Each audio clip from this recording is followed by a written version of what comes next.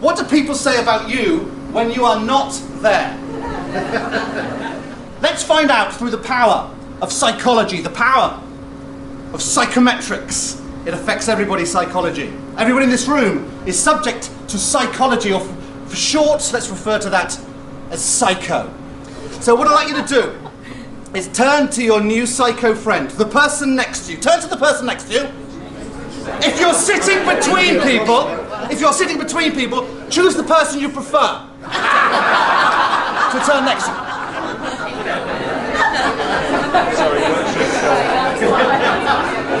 I would like you to look them in the eyes, and I'd like you to repeat these words after me. Are you ready? Look them in the eyes. Don't look at me. Look in the eyes. Repeat these words. I am completely psycho. Step away from the knives. Listen, we are all psycho as in psychometric, not psycho as in this psycho. We are psycho as in psychology, and it affects everybody, especially in the rather interesting world of networking. Who the heck am I? Has anybody seen me before? Hands up. Anybody not seen me before? Hands up. Anybody who can give a shiny shazbot? Whether they... I'm Andy Edwards. I do this for a living. I stand up in front of people and I speak. When I was 14, and that is 40 years ago now, my English teacher, Mr. Lane, he gave me a report card. I still have the report card. It said, Andrew has got to understand, he will never, ever make a living just from talking. I speak about behavioral psychology, and behavior is something you're all doing now. I can see you, you're all doing it now, and you can't help but do it, because psychology is what we're all about. Another question for you. Do you know the people on your table? Have a quick look at them, the psycho friends that you have.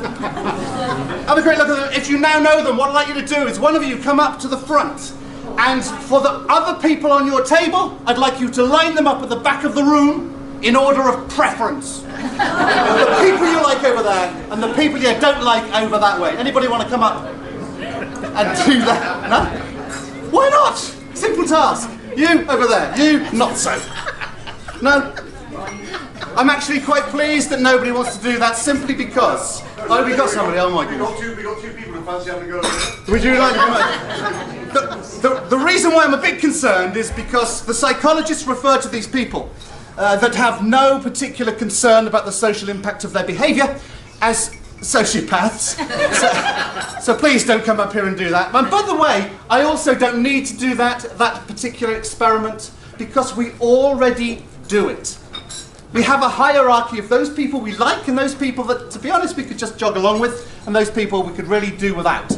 The questions up on the board right now are, who am I like? It's the same question as, who do I like? Who do I like is, who am I like? Why? Because when we first meet somebody, certainly in a networking environment, we are looking for similarity, or very, very comfortable points of difference. Who am I like is, who do I like? The stages of a relationship simply look like this. When I first meet you, I build something called rapport. Basically, I'm working out, where the hell am I going to put you in this lineup? That's the rapport building phase. If the rapport building phase survives a while, quite often, if the rapport building phase survives an interruption, then we can move on from rapport to a fledgling relationship. I now have, nobody taps you on the shoulder and says, psst, you now have a relationship. But it tends to develop based on, I now know more about you and you know more about me. This is personal, appropriate disclosure and a little bit of feedback. The relationship develops. And as that relationship develops deeper and deeper, we start to understand the bigger differences between us, and thus we respect them. And once, and only once, that we respect each other to the appropriate level, can we possibly get a result from that relationship. Think of that in the terms of what we're doing today, of networking. How do you get a result? Well, here's the deal. You don't go for the result. You go for the rapport, to build a relationship such that respect develops. Then the result's available.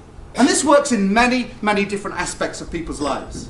About 11 years ago, I had a great result of a relationship when asking Alison to be my wife. She said yes. Now, what I've tried in the past is asking people on their first date, and it doesn't work. Get arrested and all sorts of things. The result, depending on what you actually want to achieve from the relationship, is available to both of you. It's a win-win situation. You see, I believe this phrase, this quote, the real currency in any organisation is not money. It has to, by definition, be preceded by a relationship. Until and unless we have a relationship, was a bit close, apologies. If we have a relationship, the money may follow, and I don't mean that personally. What I mean by that is once a relationship is in place, we can then trust each other such that we can do business. Who do you think might have said this? It's a quote. Do you think it might have been Mr. Gates himself? No, he'd have probably said the real currency in an organisation is megabits or something like that. What about the Virgin King? Our friend over there, no? He might have said that, actually. Do you think it might have been a political statement? It's certainly probably not by him. Who do you think might have said this? Mahatma Gandhi? Yeah, no, I'll go along with that, that's fine. Because it was actually me. It was me. Why? Because that is what I've based pretty much everything I do on.